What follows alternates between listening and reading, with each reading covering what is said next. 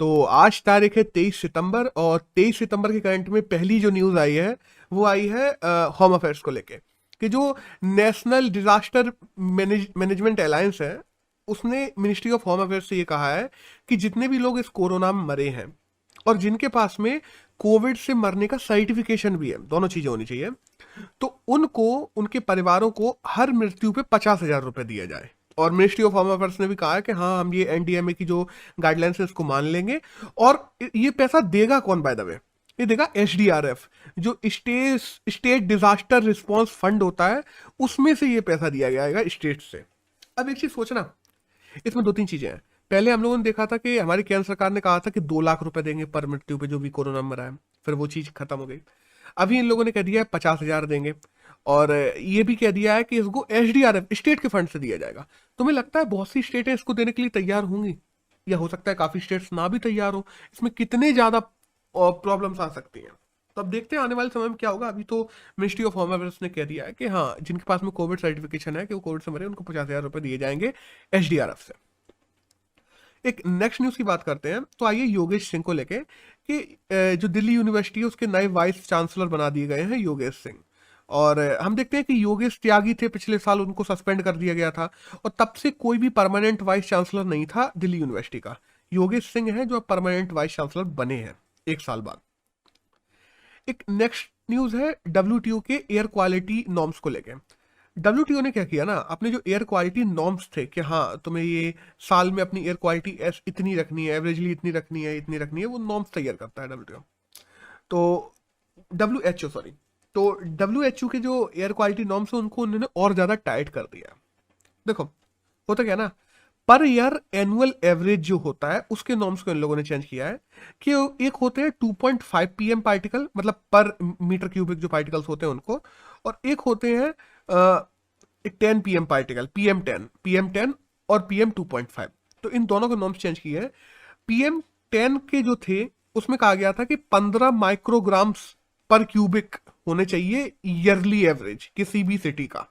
तो इसको पहले 20 था, इसको घटा के 15 कर दिया गया है पीएम 10 को।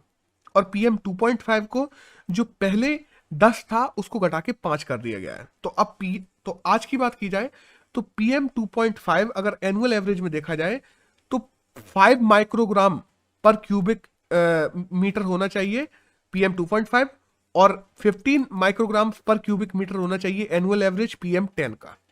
अब इसमें अगर अपन लोग इंडिया से कंपेयर करें तो इंडिया का एवरेज जो पीएम 2.5 है वो 40 है, और दिल्ली का पीएम 2.5 98 है एनुअल एनुअल एवरेज। सोचो, 98 है दिल्ली का, उसको लेके आना इनको 5 पे, तो कितना बड़ा गैप है। इस वजह से लोग, दिल्ली में कहा जा रहा है कि इतनी ज्यादा एयर पॉल्यूशन है जिस वजह से लोगों की उम्र घट जाती है, 10 साल तक उम्र घट जाती है एयर पॉल्यूशन की वजह से। अब डब्ल्यूएचओ ने टाइट कर दी नॉर्म्स। देखो, बाय द वे, डब्ल्यूएचओ के जो नॉर्म्स होते हैं वो किसी भी तरीके से लीगलाइज नहीं है, बट ये एक स्टैंड सेट करते हैं और देशों के लिए कि हाँ, हम लोगों को ये अचीव करना है। और इंडिया में बात की जाए तो जो सेंट्रल पॉल्यूशन कंट्रोल बोर्ड है और जो national ambient air quality standards हैं उनको चेंज किया जाएगा सेंट्रल पॉल्यूशन कंट्रोल बोर्ड द्वारा, और इसी से हमारे जो नेशनल एवरेज है उनमें भी अंतर लाया जाएगा डब्ल्यूएचओ के मानक को अचीव करने के लिए। एक नेक्स्ट न्यूज है फर्टिलिटी रेट को लेकर। एक डाटा पॉइंट आया है आज के द हिंदू में, कि हम कहते हैं ना कि एक पर्टिकुलर रिलीजन की पॉपुलेशन बहुत बढ़ रही है, इसकी घट रही है, ये हो रही है, वो हो रही है।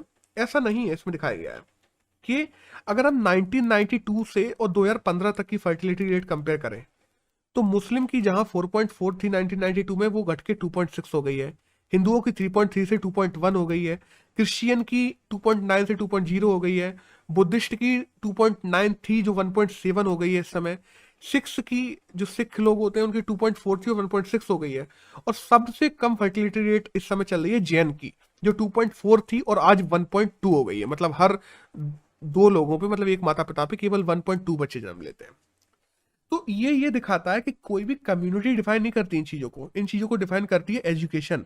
जैसे जैसे समाज में एजुकेशन आती है, जैसे जैसे समाज में चीजें बढ़ती हैं आगे, वैसे वैसे समाज में लोग समझ जाते हैं कि हाँ, बच्चे कम करना ही जरूरी है, और पॉपुलेशन ऑटोमेटिकली कंट्रोल में आने लगती है। तो ये जो लोग करते हैं ना कि एक पर्टिकुलर कम्युनिटी को टारगेट करना, इसको टारगेट करना, उसको टारगेट करना, ये बिल्कुल गलत है। अब एक नेक्स्ट न्यूज की बात करते हैं जो आई है तमिलनाडु के नए राज्यपाल को लेके। हम देखते हैं तमिलनाडु में अभी नागालैंड के राज्यपाल को तमिलनाडु में ट्रांसफर किया गया था, जो आर एन रवि है। तो जब वो नागालैंड में थे ना, तो जो इंटरलॉक्चर ऑफ जो पोजीशन ऑफ रेंजेस की बात करते हैं, जो नागा पीस टॉक होती रहती है कि नागास के साथ में पीस टॉक होती रहती है, उसमें इंटरलॉक्चर की एक पोस्ट होता है जो सरकार और नागास के बीच में एक इंटरलॉकिंग का काम करता है। तो उस पोस्ट पर भी आर एन रवि थे नागालैंड में। तो जो नागा पीस टॉक की इंटरलैक पोस्ट है, उससे आर एन रवि ने इस्तीफा दे दिया है, क्योंकि अब वो तमिलनाडु पहुंच गए हैं। तो उन्होंने कहा कि हम तमिलनाडु पे ही फोकस करेंगे, तो नागालैंड का सारा कारोबार वहां के राज्यपाल को अब दे दिया जाएगा। एक नेक्स्ट न्यूज आई है असम फॉरेस्ट डिपार्टमेंट को लेकर। हुआ क्या ना, देखो हम देखते हैं असम और मिजोरम में काफी सालों से आपस में वो चल रहा है दिक्कत, बॉर्डर्स को लेकर। हुआ क्या था, देखो हम पूरे हिस्ट्री की बात करते हैं। तो 9 मार्च 1933 को 1933 में हम लोग देखते हैं कि एक इनर लाइन डिफाइन की गई थी, बाउंड्री असम और मिजोरम के बीच में। बाद में क्या हुआ, 1972 में मिजोरम को एक अलग यूटी बना दिया गया असम से तोड़ के, और 1981 में मिजोरम को एक पूर्ण स्टेट बना दिया गया। ये तो हो गई हिस्ट्री। अब हुआ क्या ना, जो हेलकांडी डिवीजन है या क्षतिपुर डिवीजन है या सिंगला डिवीजन है, इनमें मणिपुर हमेशा से ये कहता रहा है, मिजोरम सॉरी, इनमें मिजोरम हमेशा ये कहता रहा है कि जो इनर लाइन डिफाइन की गई थी 1933 में अंग्रेजों के द्वारा, उस हिसाब से इन लोगों ने हमारा इतना स्क्वायर फुट एरिया ले लिया, इतना स्क्वायर फुट एरिया लिया है, तो ये हमें वापस मिलना चाहिए।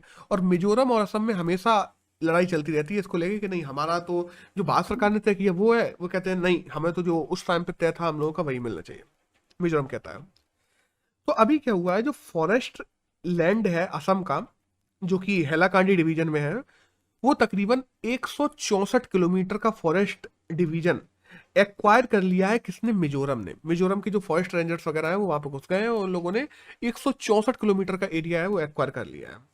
तो असम फॉरेस्ट डिपार्टमेंट ने अभी असम को ये चीज बताई है, और असम इस चीज को लेके कह रहा है कि जल्दी ही असम और जो मिजोरम है उनके बीच में या तो कोई वो किया जाएगा पीस क्लॉज, या कुछ ना कुछ तो किया जाएगा, या फिर उसको सुप्रीम कोर्ट में लेके जाएंगे ये लोग।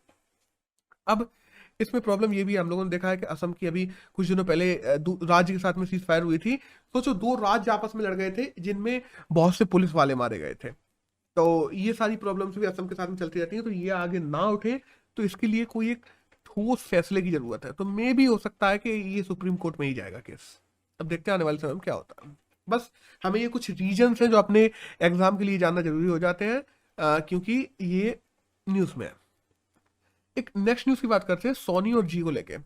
कल हम लोगों ने देखा ना कि सोनी जो इंटरटेनमेंट है और जो जी इंटरप्राइजेस है, दोनों ने आपस में मर्जर कर लिया है। और मर्जर करने के बाद में इसमें ज्यादातर स्टेक सोनी के पास में है, तो जो बोर्ड ऑफ मेंबर्स होंगे उनमें ज्यादातर सोनी के लोग हैं। अब इसमें क्या है ना, मर्जर तो कर लिया है, अब सोनी कोशिश ये कर रहा है कि जी को एक्वायर कर ले। उसने जी से कहा है कि 36% जो स्टेक्स है ओवरऑल कंपनी के, उनको सोनी को बेच दिया जाए। अब देखते हैं जी बेचता है कि नहीं, ये तो बाद में है। बस अभी केवल यही जानना जरूरी है कि सोनी और जी कम्युनिकेशन दोनों का मर्जर हो गया है आपस में, और देश की सबसे बड़ी टेली कम्युनिकेशन कंपनी बन गई है सोनी और जी दोनों मिलके।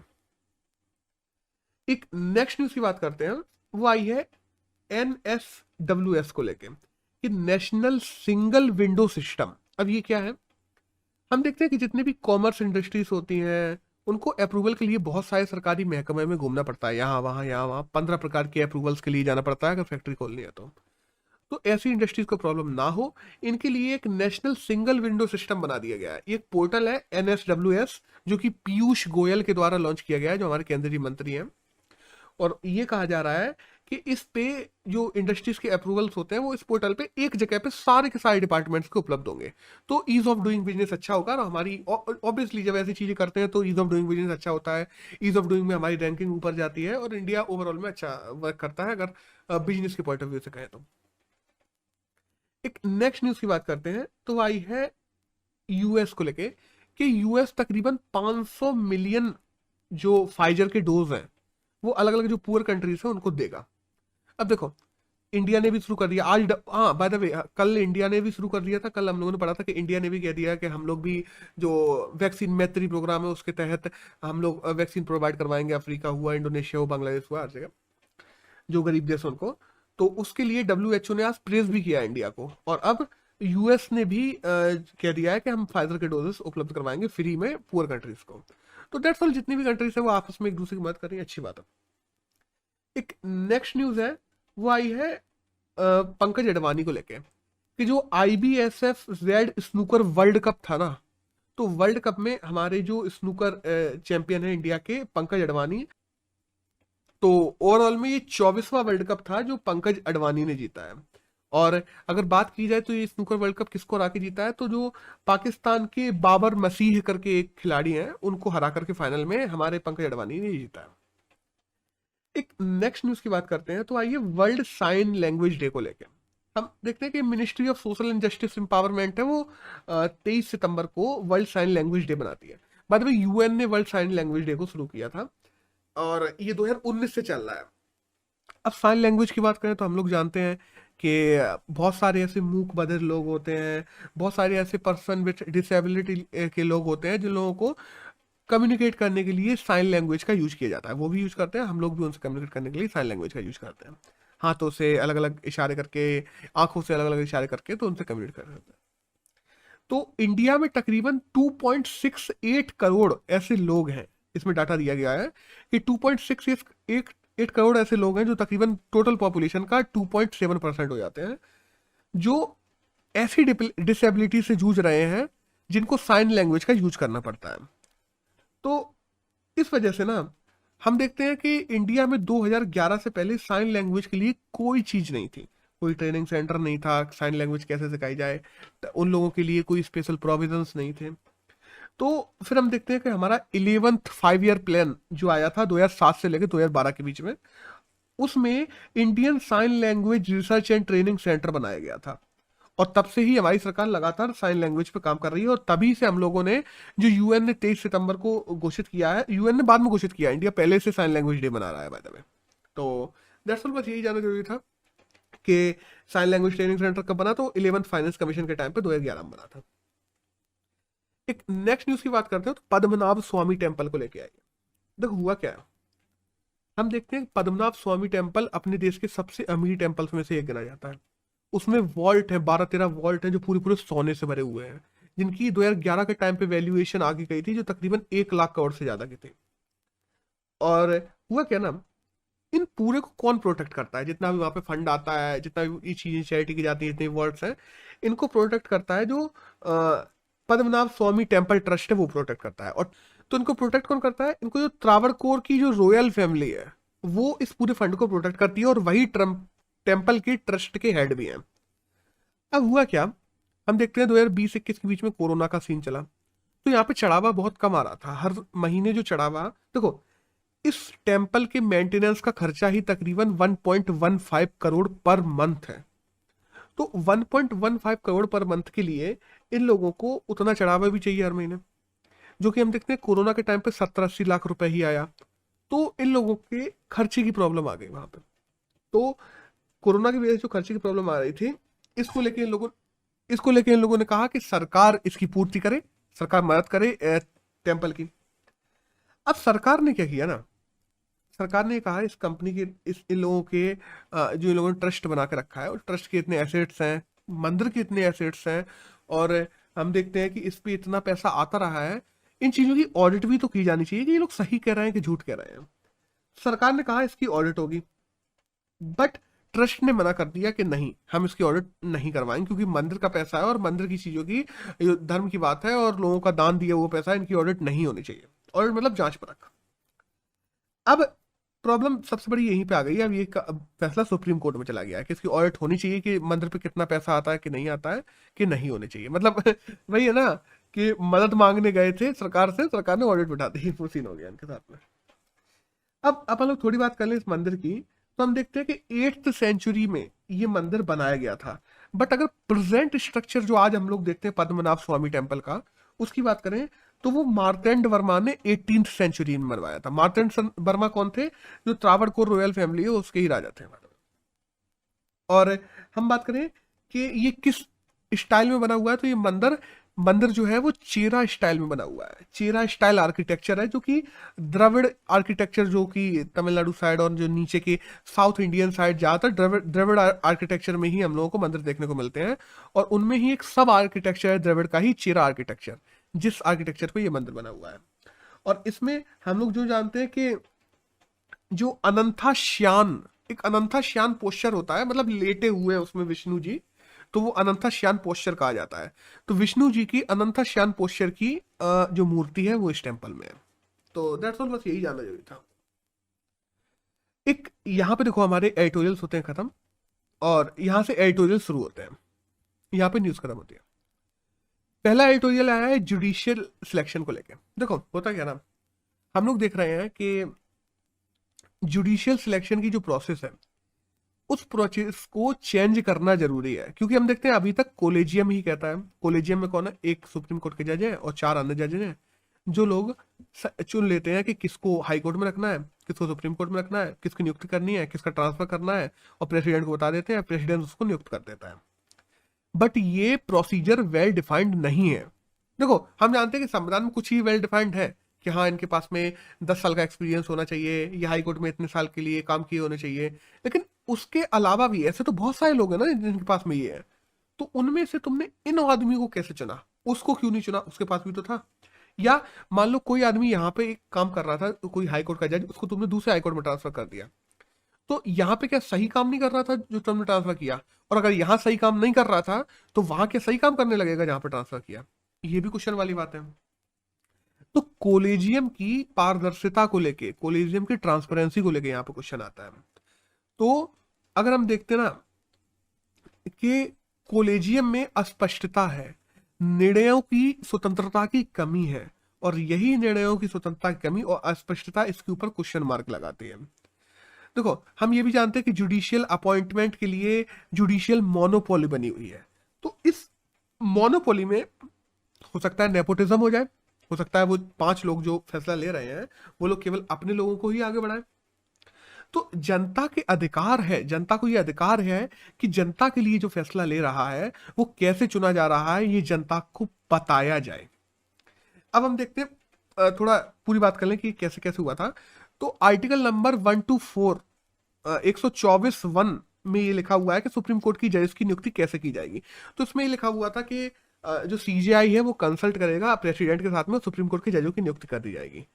बाद में हम देखते हैं कि 1993 में जो कंसल्टेंट शब्द है उसको हटा के कॉन्करेंस शब्द ला दिया जाता है, और फिर जो सीजीआई कहेगा उसको अनिवार्य कर दिया जाता है, और सीजीआई +2 जजेस को कॉलेजियम बना दिया जाता है। फिर हम देखते हैं कि 1998 में सीजीआई +4 जजेस को कॉलेजियम बनाया जाता है।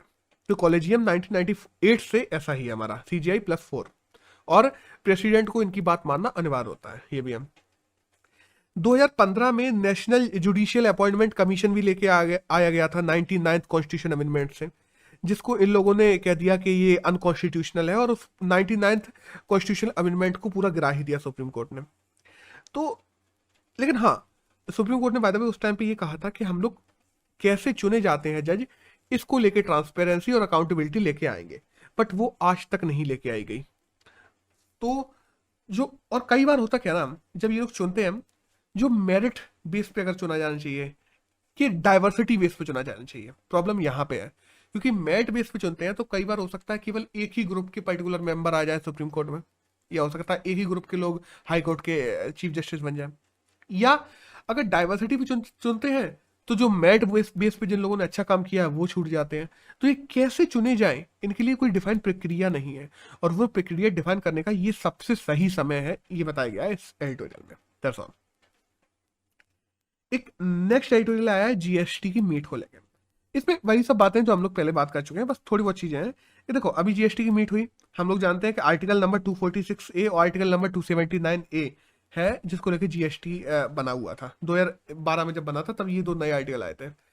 तो अभी कुछ नई नई चीजें हुई हैं, जैसे मेडिकल इक्विपमेंट्स हैं, उन पे जो टैक्स कंसेशन है जो कोरोना के टाइम पे दिया जा रहा था, तो अभी कोरोना गया तो है नहीं है, तो हो सकता है दोबारा आ जाए, तो दिसंबर तक इस कंसेशन को बढ़ा दिया गया है मेडिकल इक्विपमेंट्स पे। बाय द वे जूत चप्पल पे हम देखते हैं कि टैक्स बढ़ा दिया गया है, जीएसटी बढ़ा दिया गया है। पेट्रोलियम पे जीएसटी, पेट्रोलियम को जीएसटी से बाहर ही रखा गया है। कुछ राज्यों ने कहा कि लाया जाए, कुछ राज्यों ने कहा नहीं लाया जाए, तो बाहर ही रख दिया इसको। हम देखते हैं कि स्विगी, जोमेटो, इन सब से भी टैक्स वसूलने कह दिया गया है इस बार। और रेस्टोरेंट से थोड़ा टैक्स कंपेरेटिवली कम लगेगा, ये भी कहा गया है। जो 71 वो 2017 से 2022 के बीच में जो भी जीएसटी लॉस होता था राज्यों को, क्योंकि 2017 में जीएसटी आ गया था, तब से राज्यों को जो लॉस होता था, जो चेंज आता था किसमें, टैक्स कलेक्शन में जो लॉस हो रहा था राज्यों को, वो पूरा करने की केंद्र सरकार ने कहा था कि 2022 तक हम पूरा करेंगे, अगले 5 साल तक। वो अगले साल खत्म होने वाला है और उसको लेके इस बार कोई फैसला नहीं हुआ है, जबकि होना चाहिए, क्योंकि अगर राज्यों को तुम टैक्सेस कम दोगे, अगली बार से जो टैक्स अंतर आ रहा था, होता क्या था, जैसे मान लो 2017 से पहले कोई राज्य जीएसटी लागू होने ना होने से पहले 10 रुपए टैक्स वसूल रहा था, और जीएसटी लागू होने के बाद में अगर 7 रुपए टैक्स वसूल रहा है, तो ये 3 रुपए टैक्स का जो अंतर आता है, तो केंद्र सरकार ने कहा था ये हम अपनी तरफ से तुम्हें दे देंगे। लेकिन ये अंतर केवल 2022 तक ही देगी केंद्र सरकार। तो क्या अब टैक्स का लॉस नहीं होगा? बिल्कुल होगा। तो ये टैक्स का लॉस कैसे वसूला जाएगा, इसको लेके अभी तक कोई भी डिफाइन चीज नहीं है। ऊपर से राज्यों से बात करने की जरूरत है जीएसटी काउंसिल को। जीएसटी काउंसिल अगर राज्यों से बात नहीं करता है, तो हो सकता है राज्य और केंद्र के बीच में आपसी मतभेद आ जाए बाद में, चाहे। लेकिन हाँ, और बाय द वे जो सेस है, हम देखते हैं ऑटोमोबाइल पे कुछ सेस लगता है ऊपर से, एक्स्ट्रा सेस जीएसटी के बाद भी। टोबैको पे सेस लगता है, जो अल्कोहल प्रोडक्ट्स हैं, नशीले पदार्थ हैं, उन पे सेस लगता है। तो उस सेस को जैसा है वैसा ही बनाए रखने की भी बात कही गई है, उस सेस को घटाने बढ़ाने की कोई बात नहीं की गई। तो जिन चीजों पर बात होनी चाहिए जीएसटी काउंसिल में, उन पे नहीं हो रही है, ये कहा जा रहा है इसमें। तो इन सब चीजों पे भी बात होनी चाहिए, और राज्य और केंद्र सरकार के बीच में कोई आगे जाके 2022 में कोई प्रॉब्लम ना आए, एक फेडरल स्ट्रक्चर में कोई प्रॉब्लम ना आए, जीएसटी अच्छे से चलता रहे, इन सब चीजों को लेके ये फैसले अभी होना जरूरी है। तो दैट्स ऑल, इस एडिटोरियल में तो इतना ही था। और आज की अगर बात करें 23 सितंबर की, तो आज के करंट में यही था जो हमारे एग्जाम के लिए जानना जरूरी था। That's all.